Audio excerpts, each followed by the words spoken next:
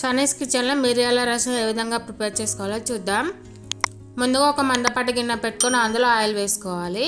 Oil వేడాక అందులో ఎండుమిర్చి, జీలకర్ర, ఆవాలు వేసుకొని కొంచెం పసుపు వేసుకొని ఒకసారి బాగా కలుపుకుంటూ ఉండాలి. ఇవి కొంచెం వేగిన తర్వాత ఇందులో చింతపండు రసాన్ని యాడ్ చేసుకోవాలి. మీకు మిరియాల రసం ఎంత కావాలో దాన్ని బట్టి చింతపండు రసం యాడ్ చేసుకోవాలి.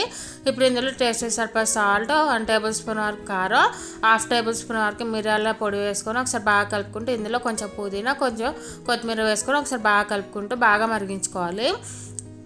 ఈ చింతపండు రసం మనకి ఎంత బాగా మరిగితే అంత టేస్టీగా ఉంటుంది. ఇప్పుడు ఇందులో కచ్చపచ్చగా దంచి పెట్టుకున్న వెల్లుల్లిని వేసుకోవాలి. అంతే అండి, ఎంతో టేస్టీగా ఉన్న మిరియాల రసం రెడీ. దగ్గు, జలుబు, జ్వరం ఏమైనా ఉన్నట్లయితే ఈ విధంగా ఒకసారి మిరియాల రసం చేసుకొని తినండి. చాలా అంటే చాలా కమ్మగా ఉంటుంది. ఫుల్ వీడియో డిస్క్రిప్షన్లో ఉందండి, ఒకసారి వెళ్ళి చెక్ చేయండి. మన ఛానల్ని సబ్స్క్రైబ్ చేయండి. Thank you for watching.